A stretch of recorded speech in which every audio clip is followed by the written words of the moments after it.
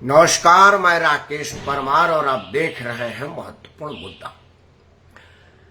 मित्रों, महत्वपूर्ण मुद्दे में आज महत्वपूर्ण है कि बिहार में बाहर है, कई साल से नीतीश कुमार है। अब नीतीश कुमार के पार्टी में भी कई तरह के सवाल हैं और मटन खाने पर बवाल है। सावन में मटन खाने के बात पर एक बात कहूंगा, हमारे यहाँ इसको हंसी में कहा जाता है। चूंकि नीतीश कुमार अब हास्यास्पद हो गए हैं, इसलिए उन पर भी कह ही देता हूं। बात है कि सिधरी से सिद्ध होत है, गरई ज्ञान के मूल, और सीधे बैकुंठ में जाना है तो खाए रहो के मुंडे।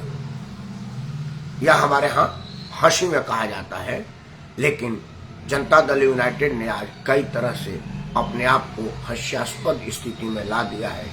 बिहार की पूरी राजनीति हास्यास्पद हो गई है।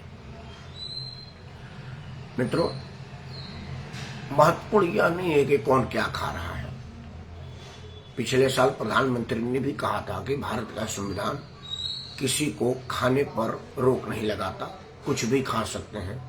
भारत का समाज भी किसी को खाने पर रोक नहीं लगाता, लेकिन यह लोग दूसरे विचारधारा के मानने वाले हैं, इसीलिए सावन में मछली खा रहे हैं, नवरात्र में मछली खा रहे हैं और सावन में मटन खा रहे हैं।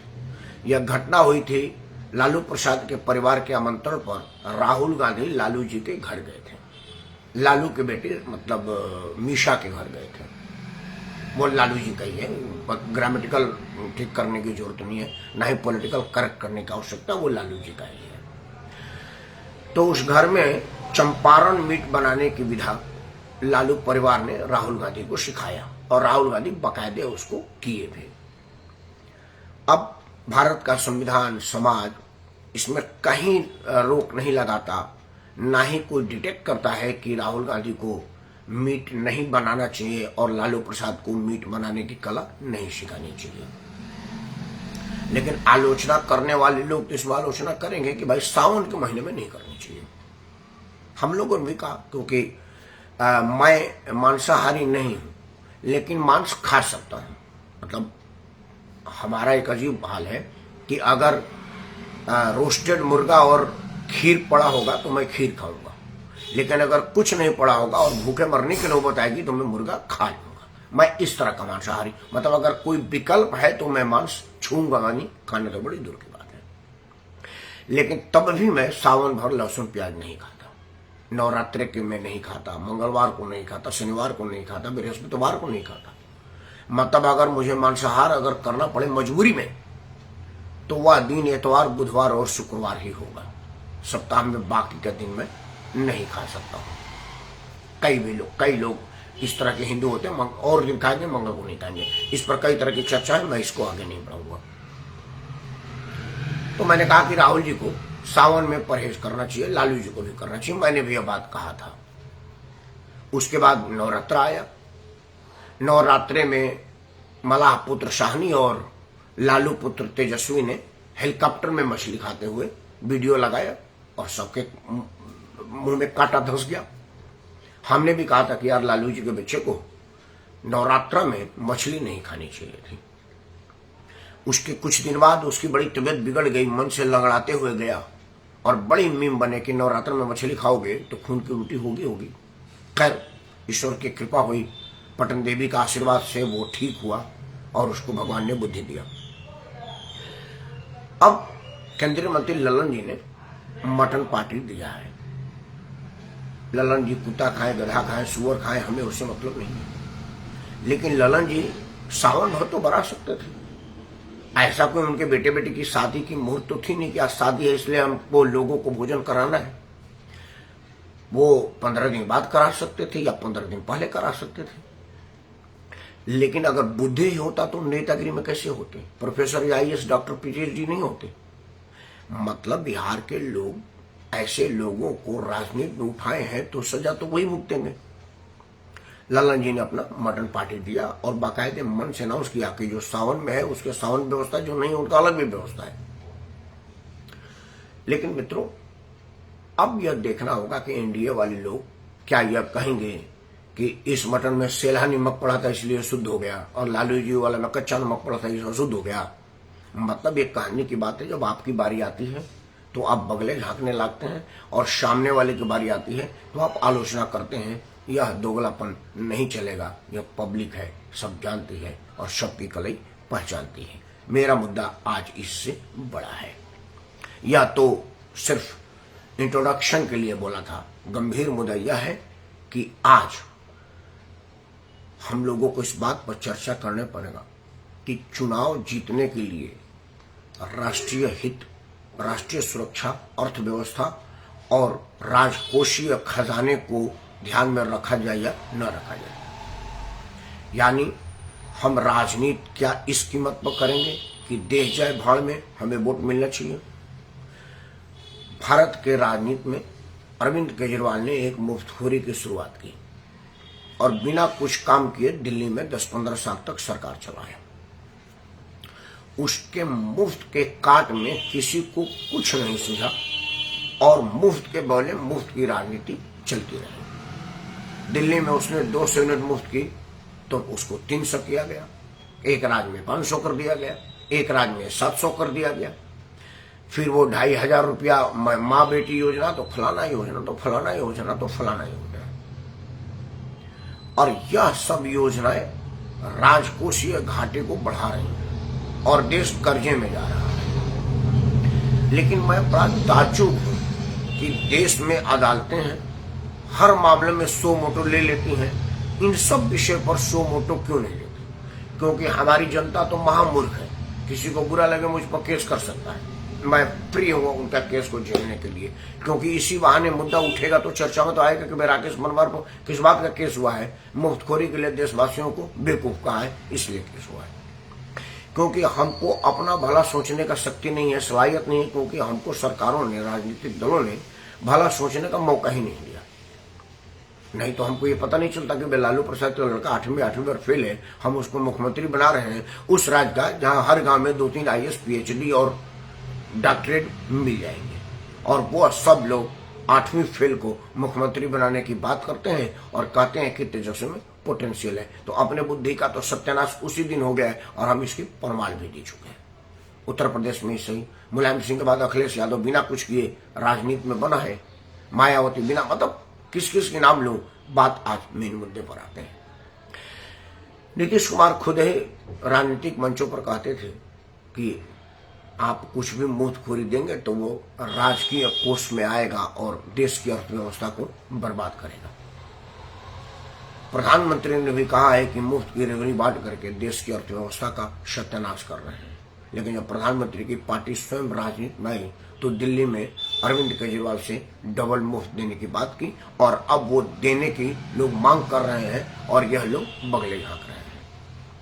मित्रों, मैं समझता हूं कि मेरे एक दिन बोल देने से या मेरे अकेले बोलने से कुछ होने वाला नहीं है। जो 2, 4, 5, 10 लोग मेरा वीडियो देखते हैं वो लोग वोट देने जाते ही नहीं। लेकिन देखिए, मेरा अपना मानना है कि अगर आपको सांप काटे का मंत्र आता है और दूसरे गांव में भी किसी को सांप काटा है, अगर आप पानी में डूबने तक जा करके मंत्र पढ़ेंगे तो उसको लगेगा या नहीं लगेगा, लेकिन आपको जरूर लगेगा कि आप ही मेरी बात को सुन रहे हैं। अगर एक आदमी ने भी मेरी बात सुनकर अपना मन बदला और राकेश ठीक कह रहे हैं यार, वोट बैंक को बढ़ाने के लिए हम सब लोग मुफ्तखोरी को हवा दे रहे हैं और यह अर्थव्यवस्था को चोट पहुंचा रहे हैं, श्रीलंका जैसा हमको बर्बादी के कगार पर लेके जा रहे हैं, तब जाकर के हमारा बोलना सार्थक होगा। नीतीश कुमार अपने यहां 200 यूनिट बिजली मुफ्त देने की बात कर रहे हैं। बिहार दिल्ली जैसा छोटा राज्य नहीं है, बिहार की आबादी बहुत ज्यादा है, और अगर सभी लोगों को 200 यूनिट बिजली मुफ्त दी जाएगी तो 30 लाख करोड़ का बजट है, उसमें 29 लाख करोड़ बिजली देने में ही लग जाएगा। तो बाकी कहां से देंगे यह कोई पूछने वाला नहीं है। मां बहन योजना की बात कर रहे हैं, 2,500 रुपया महिलाओं को मुफ्त देने की बात कर रहे हैं।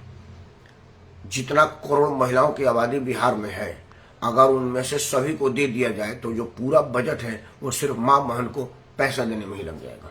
तो बाकी कैसे चलेगा यह कोई पूछने वाला नहीं है। भारत सरकार हो या राज्य सरकार हो, जो 80 करोड़ लोगों को हम मुफ्त में राशन दे रहे हैं, और लोगों की महंगाई दर बढ़ा रहे हैं। हम खुद ही नहीं समझ पा रहे हैं कि हम कहाँ जा रहे हैं। मित्रों, आप कहते हैं कि सिलेंडर का दाम क्यों बढ़ गया, लेकिन आप यह नहीं करते कि 80 करोड़ लोगों को मुफ्त में राशन क्यों दिया गया। आपका सिलेंडर का दाम इसलिए बढ़ रहा है कि उसी बढ़े हुए दाम से 80 करोड़ लोगों को मुफ्त में राशन दिया जा रहा है, क्योंकि राशन कहीं प्रधानमंत्री के और राजनीतिक दलों के ऑफिस से नहीं दिया जा रहा है। आप ही के पैसा आप ही को दिया रहा है, बल्कि उसमें से भी कुछ खुद के लिए बांटा काटा जा रहा है, अपने लिए परसेंटेज बनाया जा रहा है। लेकिन आप यह प्रश्न ना तो नेताओं से पूछते हैं, न मतदान के टाइम उंगली दबाने का समय सोचते हैं। कहते हैं कि नहीं यार, यह सरकार राशन दे रही है, यह सरकार मुफ्त में बिजली दे रही है। यह सोचिएगा तो आपको समझ में आ जाएगा कि यह पैसा आप ही का है और आप ही का आपसे लेकर के दिया जा रहा है और खुद के लिए वोट कमाया जा रहा है और नाम बढ़ाया जा रहा है। मित्रों, मैं नहीं समझता कि यह कहाँ जाकर के रुकेगा, लेकिन 2-3 चीजें आपको बता देता हूं। मुफ्तखोरी की राजनीति आपके अर्थव्यवस्था के साथ साथ आपको भी कंगाल कर रही है। प्रति व्यक्ति आय से ज्यादा प्रति व्यक्ति कर्जा है। आप आर्थिक घाटे का सर्वे पढ़ा करें, लेकिन समाचार चैनलों पर कांवर के टकराव दिखाई जाएगी, ललन सिंह की मीट पार्टी दिखाई जाएगी और छांगुर बाबा का धर्मांतर दिखाया जाएगा। आर्थिक समाचार किसी चैनल पर आता नहीं है कि भारत सरकार की राजकोषीय घाटा कितना है, और अगर राज्य में विपक्ष का सरकार नहीं है तो सत्ता पक्ष वाले भी यह नहीं बताते कि राज्य वित्त कोष घाटा कितने में जा रहा है। आपको राज्य की घाटा तभी सुनने को मिलेगी जब राज्य सरकार बदलेगा। जैसे दिल्ली में सरकार बदला, रेखा गुप्ता ने कहा कि पूरा खजाना खाली करके अरविंद केजरीवाल ने दिया है।